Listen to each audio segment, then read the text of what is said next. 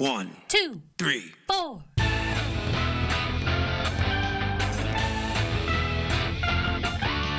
Monster movie. Fun time, go! Monster movie. Fun time, go. Monster.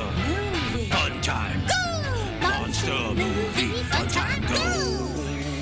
With Precious D and Honeybee. Fun time, go! Hello, ladies and gentlemen, boys and girls, friends and neighbors. Welcome back to 31 Days of Horror.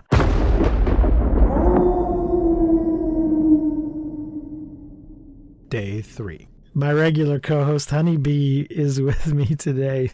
Say hello, Honeybee. Hello. Today we are discussing the second Resident Evil movie, Resident Evil Apocalypse, from 2004. This time it's directed by Alexander Witt, but it is written by Paul W.S. Anderson. It stars Milla Jovovich again, and Yum. Senna Gilroy as Jill Valentine, who is a character from the video games. This is the first video game character we see. Oded Fair, who you might know from The Mummy and other stuff, as Carlos Oliveira, Thomas Kretschmann as Major Timothy Kane, Sophia Vavasseur as Angie Ashford, that's the little girl, Razak Adoti as Sergeant Peyton Wells, Jared Harris as Dr. Charles Ashford. I've seen him in a bunch of stuff, but I can't think of what. Same. Okay, he was on Fringe. He was in Mad Men, which I've never watched. Let's see what else he's in. Bunch of movies, most of which I've not seen. Okay, anyway, Mike Epps as Lloyd Jefferson L.J. Wade. Oh, LJ. Is he related to any other Eppses? Do we know? Hi. Any other Isn't there an Epps? Omar Epps? He was in know. Next Friday and Friday After Next and The Hangover and a number of other things. I see no mention of Omar, so I guess he's not related, or at least not closely. Sandrine Holt as Terry Morales. I think that's the reporter. Matthew G. Taylor as Nemesis. Zach Ward as Nikolai Genovev. And Ian Glenn as Dr. Alexander Isaacs. Right. So, there you go. That's our cast. One more thing. Budget was $45 million. Box office was $129.3 million. So, not too bad. And it's color, of course, in 93 minutes. Oh, man. What a year 2004 was. I feel like it's so crazy now that we're doing, like, movies where, like, or not that now that we're doing, but, like, right now, how we're doing, like, 31 Days of Horror and doing this movie, and it's 2004, and just thinking about what I was doing in 2004 and where I was. Just, wow. What were you doing and where were you? Or do you want to talk about it? Well, I started the 7th grade in 2004. Okay. 2004 was my 7th grade year. So that was like, I believe it was the end of 2004 that I left New York and came back to Odessa. Oh, I just really? clicked on the link Wow. for the official website and it is still up. The Sony Pictures website for Resident Evil 2 Apocalypse is still active. And you can order DVDs and Blu-rays off of it. There's not a whole lot there. It's basically just get it now. See them all. So this is a direct sequel to the previous one. Picks up right after it. Yes, I love this video log recap thing that we get in the beginning and how we like tie into it later in the movie. Yeah. I think it's so beautifully done. Mm-hmm. Like, it's so well done. Ugh.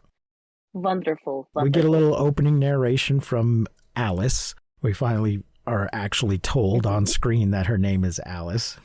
And she gives us a recap of what happened in the first film, which I'm looking at Wikipedia summary here, that in the previous film, former security operative Alice and environmental activist Matt Addison fought to escape an underground genetic research facility called the Hive, the source of a zombie outbreak. The pair were part of an attempt to expose illegal experiments being performed there by the pharmaceutical company Umbrella Corporation. The film ended as Alice and Addison were taken into custody by Umbrella and separated. And then we see Umbrella sending a team into the Hive, because they didn't learn their lesson the first time, to investigate what happened there. I need to know what happened down there. That's right. No, lock it up, cover it with cement, never look at it again.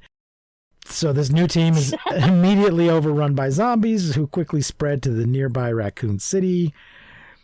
And Umbrella reacts by quarantining the city and evacuating vital personnel from it.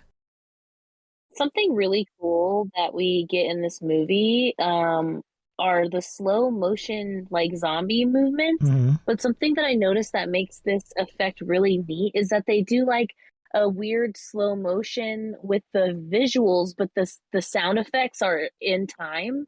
So it kind of like, it makes it so creepy and like, ooh, it was a really cool effect. I really liked it. We get a brief recap of the last scene of Alice waking up. Mm-hmm. A trimmed down version of that scene of her waking up in the hospital in her little paper gown and putting on a coat and going out into the street. Then we see that Dr. Ashford, they're evacuating him, but his daughter's still at school, and they're like, oh, don't worry, we'll go pick her up. We already got somebody on the way to pick her up, but of course things go wrong. The car gets in a wreck, and meanwhile, disgraced Raccoon City Police Department Special Tactics and Rescue Squad stars operative Jill Valentine. I didn't get where she was disgraced. Did I miss something? She puts on like a going out to the club outfit and then straps on her gun and goes to the precinct. This is just a very 2004 outfit. Like everyone, like this is just like being like pumped into our brains at every turn. It was like every magazine, everything, just like here is this little tiny outfit that you should be wearing and you should be skin and bones. But it's not at all practical for fighting zombies, which she knows. I just don't. Maybe it's an outfit from the video game. She's wearing a skirt and high heel shoes. A very tight short skirt. Go ahead. I kind of feel like she's just really trying really hard. And I don't know if that's because it kind of makes sense to me if I like put it in my brain like, oh, she's like from the video game. Maybe she's trying to like give that, like serve that video game like esque drama. I don't fucking know, but man, I feel like Alice's beauty and like when Alice like is like sexy and all of these things, it just feels like so natural and so accidental, and then this Valentine, it just feels very forced. Like I feel like she's acting. Okay. Like she's acting like a badass and she's like, you know what I mean? Right. I just felt like her character is kind of, I don't know. I remember loving it way more and like when I first saw this movie, which I don't think I saw in 2004. It was like a few years later. But this, I just kind of felt like, I don't know. I don't want to talk shit because I think she's great, but just I feel like she was trying too hard as a kid. Like I'm looking at her outfit. It's not high heels, it's boots, so that's kind of practical. But it's a very short skirt with a holster and a leg strap at the bottom of the holster, and then a strapless. She's a total badass. Yeah, a strapless top, sort of a pale blue. Like a tube top. Yeah, like a tube top, but it does come all the way down past her waist. And the picture I'm looking at is right next to what's clearly a video game picture. So I guess, although the girl in the video game has a sweater wrapped around her waist. So I guess that's why she's wearing it, because it's if you're going to have the character from the video game, they have to be instantly recognizable and have to wear their signature outfit. Yes, this is her outfit from Resident Evil 3 Nemesis. So there you go. But yeah, there's when they get together, when Jill and Alice get together, it's very clear that Alice is the more badass of the two. Anyway, she goes into the precinct to tell Yeah. everybody we need to evacuate this city, and then and that's where we meet LJ for the first time. He's handcuffed to a chair, Yeah. and zombies start attacking in the precinct. Jill walks in and just starts shooting zombies, and shoots LJ's handcuffs off. And then we get the scene with Alice waking up in the hospital. Yeah, and remembering like being a little bit of a science experiment. Yeah. Umbrella uses the only bridge out of the area to evacuate civilians, but they're trying to do it in an orderly fashion, so they got a blockade up and they're just letting people through a little bit at a time. At the bridge, Valentine meets with her former partner, Sergeant Peyton Wells. A civilian turns into a zombie, biting and infecting Wells. In response to the virus reaching the bridge, Major Timothy Kane, leader of the Umbrella forces in Raccoon City, seals the exit and forces the residents to return to the city. Does he start shooting people at this point? Yeah, so he basically like seals it, and people are like, "You can't do this. You can't get away with this." And he's like, "You need to go back into the city," and they refuse. And he's like, all right, live fire." Right. And everyone's like, "Don't," like they just start a countdown, like 5, 4, and even the 2 stars, they're like, he's not going to shoot. And then right when he gets to like the last 2 numbers, or whatever, they're like, "Everybody get back!" He starts actually firing like live rounds. Right. So then we see another Stars team in a helicopter, and they try to save a woman on a rooftop who's being pursued by zombies. But during the course of things, she gets bitten and she knows what's going to happen. So she just jumps off the roof. Yeah, but I mean, he's like, "We can help you." And like, here's the thing, like, did you just see how much effort went into saving your little bitch ass? Like, this dude fell from a helicopter, wasn't even sure that the clip was on there, and oh man, I was like, what? What? So much effort into saving you from just... And during all of this, Oliveira gets bitten also. He gets, what's his name? Oded Fair, playing Oliveira, gets bitten and infected. At a separate location, Valentine Wells and news reporter Terry Morales are about to be overrun, though they are saved by Alice. Well, that's a bit of an understatement. This reporter's got one of those little 90s handheld camcorder things, and they hold up in a church. Yeah, this is the most memorable scene for me, like the church thing. It's what I remember the most, because the last time I saw this was probably like 2012, maybe. Last time I watched this movie. So last time I saw it was 2021.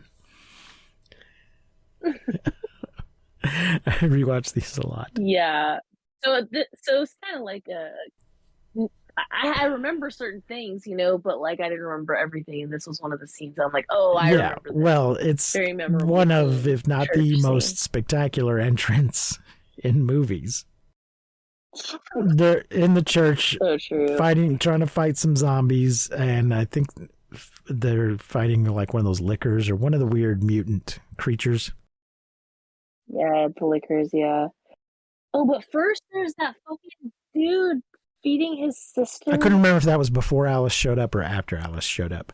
The priest the priest of the church has his sister, who has been zombified, tied to a chair and apparently has been feeding her.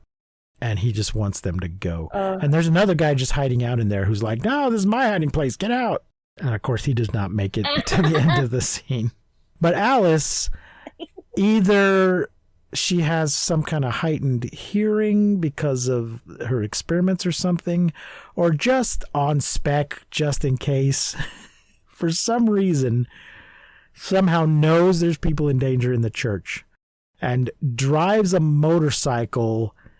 There must be a ramp outside somehow. I don't know.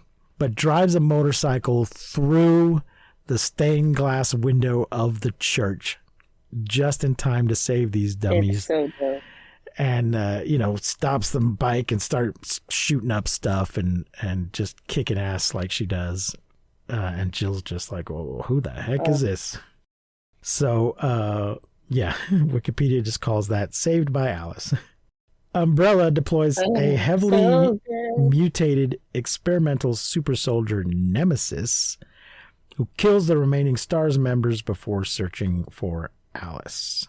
This would be actually Matt, mutated Matt from the first movie. Yeah, it's mutated Matt, and they try to show us that with his one blue eye. They're like, look at this eye. You remember this eye from the last movie? Let me zoom into it every opportunity I can so you can remember. Matt eye. Dr. Ashford hacks into the city's CCTV system and uses it to contact Alice and the other survivors. He just starts ringing payphones because in 2004 there were still payphones on the street, I guess. Yeah, I mean, there seriously were. Yeah. There were payphones everywhere. Yeah. Like, remember at the mall, at the front of the mall, there was just a row of payphones so you'd call your mom? Yep. Come pick me up. I don't know how we ever contacted anybody or did anything before cell phones. I know, it's crazy. Also, something else that was very 2004 about this movie, whenever LJ runs over zombies, he's like, GTA, motherfucker, 10 points. Yeah. Well, and 10 points is also do you actually get points for running over people in Grand Theft Auto? I have no idea. Because normally he refers to Grand Theft Auto, but he's also making a reference to Death Race 2000, where you got points for which is a movie, but it's also been a video game, where the drivers in the Death Race got points for running over people, and they're different points for different types of people. Anyway, he starts ringing the payphones until they pick one up and makes an offer to Alice and the others that he'll get them out of the city if they will go find his daughter, who he has tracked. I guess she's got her phone on her or something that he can ping and know that she's at the school. So I guess she turned around and went back to the school after the car wrecked. He makes an identical offer to Olivera and Genovef, and explains that Umbrella intends to rid Raccoon City of the zombie infection by destroying it using a nuclear bomb. On their way to Angela's location, Alice and others are ambushed by Nemesis, and I wrote pants. Her pants or his pants? Her pants. I rewound the movie because at some point in the film, Alice ends up in 3/4 of a pair of pants.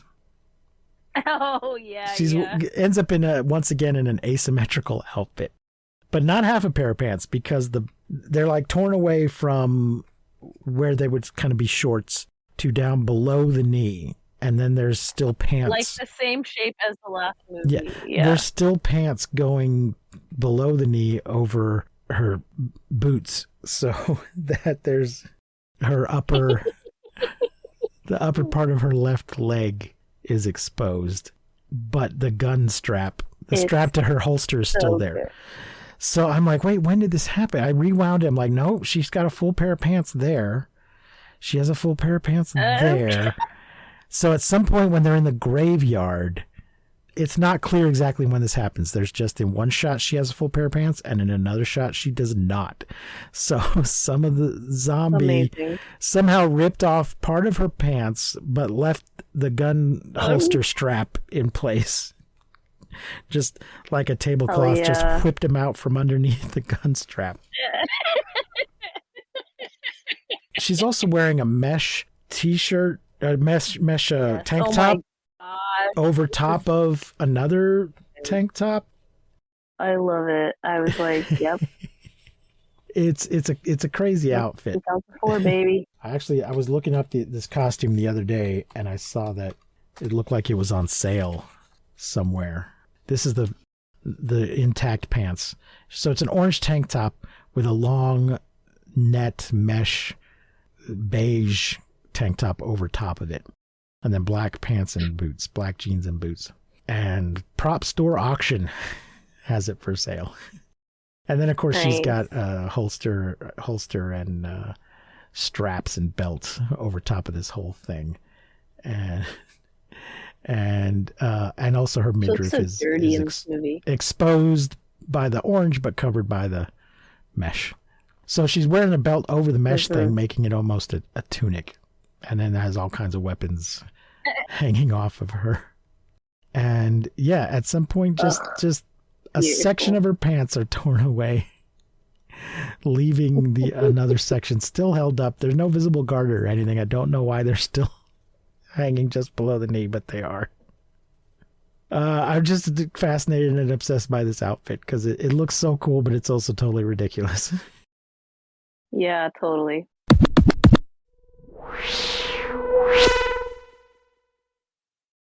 All right. So anyway, Valentine kills Wells after he turns into a zombie. Alice is like, you got to kill that guy. He's infected.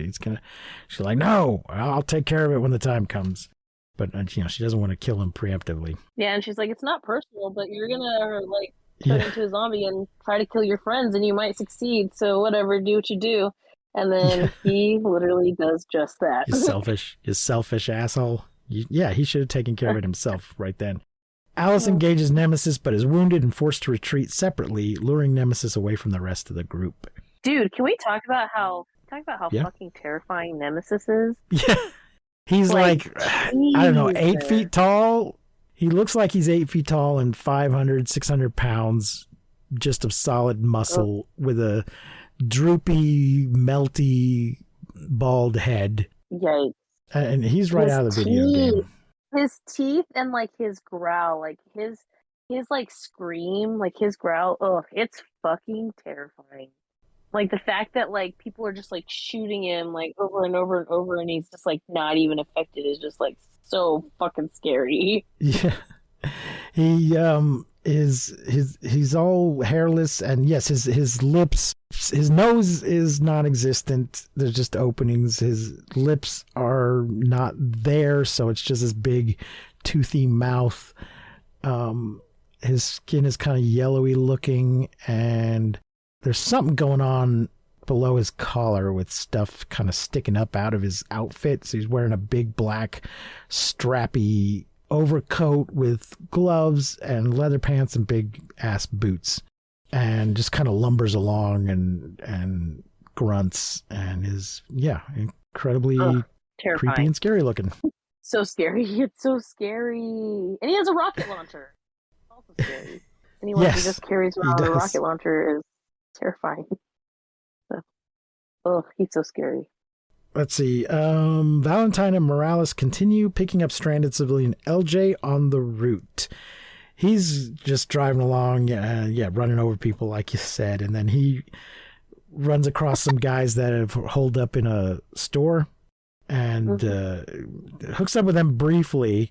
Shows up, they're like, here's a gun. He's like, dude, my shit's custom, and he pulls out these 2 gold-plated guns. So he's some kind of by his dress and his attitude, he seems like a pimp, but we're never told exactly what he was charged with, why he was in the police station. But he's walking around carrying gold-plated guns, so I think his normal business is no good. But then all these guys get killed, and he gets away and meets up with Valentine and Morales. Mm-hmm. Valentine meets Oliveira, and they find and rescue Angela, although Morales and Jovovich are both killed. Morales is the reporter, right? Yeah, she gets swarmed by zombie children and drops her camera that keeps recording. Another very memorable moment. At some point, Alice or somebody picks it up. Yeah, no, it's Valentine. Valentine picks it up. She picks it up and she gives it to at some point gives it to Alice, because that's what she uses to record her stuff at the end. Mm-hmm. Angela reveals that the zombie outbreak is the result of a virus created by her father to treat the genetic disease from which she suffers. Only by regularly injecting herself with the virus is Angela able to survive, though she must also take antivirus serum to prevent turning into a zombie. Jesus Christ. So this is meant to be I think the little girl that the Red Queen is based on, even though it's not the same actress. But they mentioned that like the head developer based the program on his daughter. Mm-hmm. And Alice looks at her like she recognizes her when they meet. So I think that's what's going on. But nobody comes right out and says it at any point. That's what I thought was happening. Which I actually kind of like. Totally... Yeah. Yeah. Right. But I like that they just let it happen without hitting us over the head with it or anything. For sure. Alice uses some of the antivirus to cure Oliveira, Dr. Ashford gives Alice the location of an extraction point where a helicopter awaits, although they're not waiting for you. But he's like, it should be lightly guarded. You should be able to get on, basically saying you're going to have to kill the people that are, or at the very least knock them out and steal it from them. The group makes it to the rendezvous point, but are ambushed by Umbrella forces. Major Kane kills. We have to say in this movie, or I mean in this episode, because before LJ, whenever LJ finds out that he says, and I quote, "Man, I've been hanging with," or he says, "Told me you got bit. I've been hanging with you." I just want to say that LJ, I quoted it. "You should have told me you got bit. I've been hanging with you," because that is very important in the next fucking movie, in the next episode. Yes. I just want everyone to remember this moment. I want everyone to remember this moment. Okay, carry on. Right, yes. Let's see. The group makes the rendezvous point, but are ambushed by Umbrella forces. Major Kane kills Dr. Ashford and forces Alice, whom he reveals was augmented by the T-virus, to fight Nemesis. He's like, fight him. He's like, I'm not going to fight him. And so he's like, all right, I'll just, shoot people to show you I'm serious and force you to do it. Yeah, it's implied he's going to start shooting everybody else if she doesn't fight him. They and Alice uses she used these batons, those sort of collapsible police batons. She'd used some of those a minute ago, and she's going to use them in this fight in a second. Alice gains the upper hand over the super soldier, though she ceases fighting after realizing that he is Matt Addison, mutated by Umbrella's experiments. Looking into his one blue eye. He's gigantic and strong, but slow, so she's, running circles around him. And at some point, he picks up a piece of steel and kind of makes a sword of it, and the guy tosses her the batons to make it more even. But yeah, she ends up backing him up onto a piece of protruding metal. Goes straight through him. Doesn't kill him, though.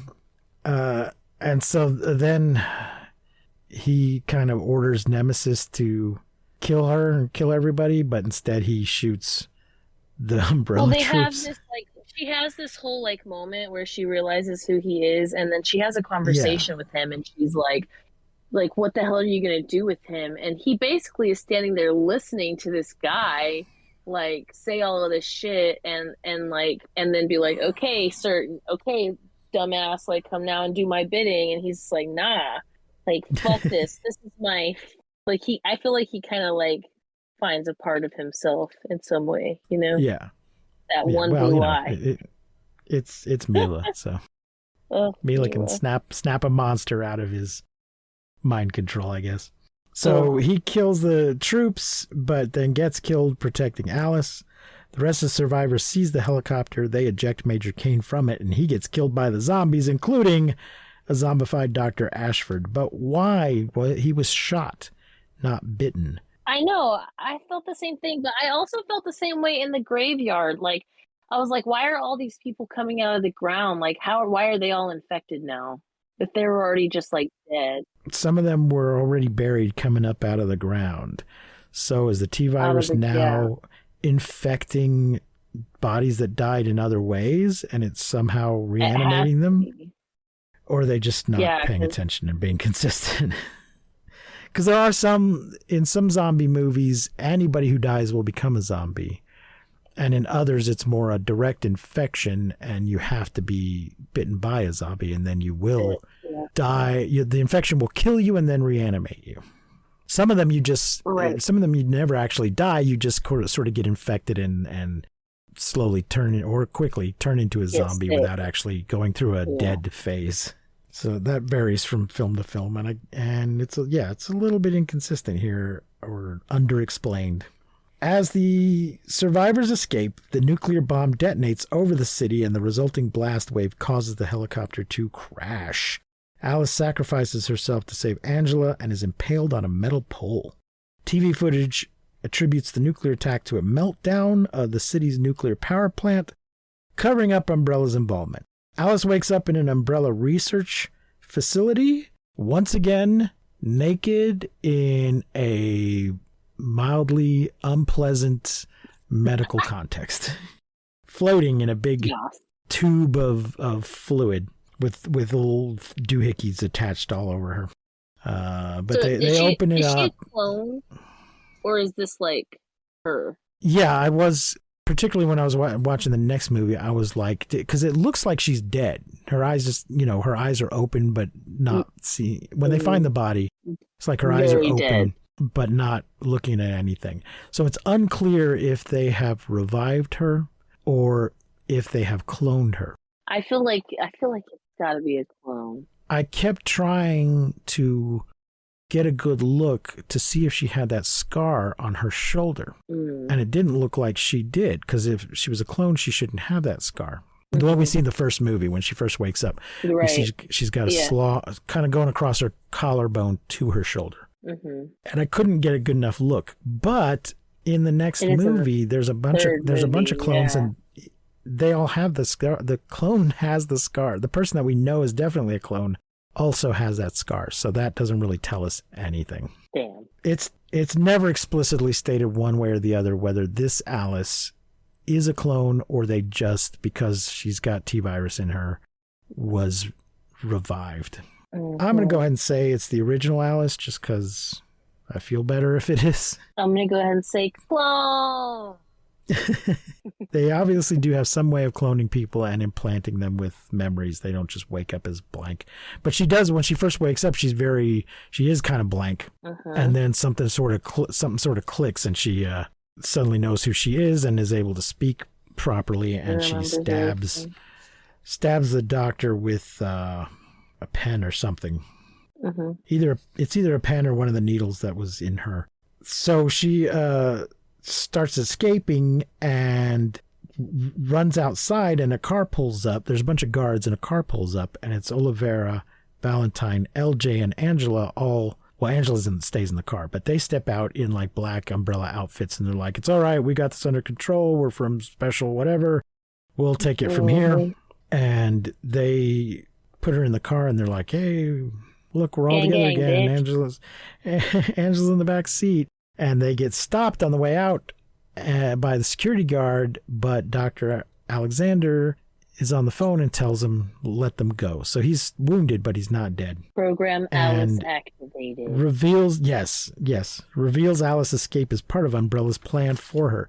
And they do a little thing where they, as you say, said Program Alice activate, and little umbrella appears on her eye quickly and then goes off.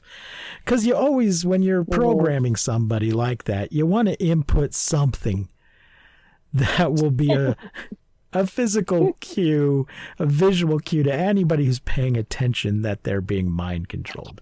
You want their eyes to briefly turn red or show an umbrella logo or something so that anyone paying attention will know they're being mind controlled. Take notes. I mean, it's only fair, right? So there you go. Number 2, Resident Evil Apocalypse. Woohoo. Honeybee, what are your general thoughts and feelings about this movie? Oh, I love this movie. There's one part that is like so funny that we didn't get to talk about, and I want to talk about really quick. And it's when Go ahead. When Nemesis change sides and is on Alice's side and is protecting her, and then is like gonna go kill the bad guy, Right. The bad guy runs onto the ship and he's like, why aren't we going yet? And it's LJ, and he's like, because I usually drive a Cadillac. Whap! And punches him in the face. Oh, it's right. It's such a perfect moment of such a break moment, because you've been through these really intense scenes with Nemesis, and he, like I said, he's so terrifying, and the sounds that he make and just everything is just so intense, and then you have this goofy LJ moment. So because I usually drive a Cadillac, right. And then he punches the guy. It's glorious. He is very much the comic relief of the movie, which we didn't have much of in the first one. Yeah, there was a little bit of smartassery from what's her name in the first film? Rain. Yeah, Michelle Rodriguez, but not really full blown comedic character. So that's definitely what LJ is, and it's good. It works. And I like him, and I'm sorry about how things turn out for him. Yeah, but also he's kind of an asshole. Yeah. Maybe. Well, we'll talk about that in the next movie. Yeah. All right. How many pumpkins? I love this movie. I think it's such a great. I love the way they just like pick up right where we left off. With the recap, how they tie it into later her getting the camera and then like telling the story. I thought that was done so beautifully. So yeah, great sequel. Very well done. Love that it picks up right where we left off. I'm gonna say 4 pumpkins for me. I'm gonna go ahead and give it 5. Oh, you are. Love it. Love all of these movies. I'm just not realizing. I just stumbled on a Vogue article from March of this year saying that, and they're pointing out that it's the 20th anniversary of the first movie. I didn't realize it's been 20 years since the first movie. So I thought the first movie. That's a lot. Oh yeah, it's a lot of years. Yeah, that's been. Yeah. Wow. 2002. Mm-hmm. All right, folks. So there it is. Resident Evil Apocalypse. Ooh. It is definitely, there's a zombie apocalypse. The first one's just an outbreak. This one is an apocalypse. Mm-hmm. Certainly that whole city is taken out because they drop a bomb on it. But it doesn't So really good. get to These are so be a good. worldwide problem till the next movie, which will be tomorrow's episode, Resident Evil Extinction. Be with us again tomorrow for that. And remember to, I haven't mentioned this in a while, follow us on Twitter and Instagram, and there's a Facebook fan group. There's links to all of that. Like and subscribe and all that stuff. Give us a good review on Apple iTunes. We're still trying to have a giveaway on Twitter, but we need to hit a certain number of followers before we do that. So until next time, I have been Precious D. And I have been Honeybee. Remember to keep calm and seek shelter in basements. And please don't misuse science. We will not see you, but you will hear us next time on Monster Movie Fun Time Go. Yeah. You've been listening to Monster Movie Fun Time Go. If you enjoyed the show, please rate and review us on your podcasting platform of choice. Our theme song is by the Texicano Folk Rock Punk featuring Lita Lopez. You can support the show, find links to our social media, and even leave us a voice message at anchor.fm/MNFTG.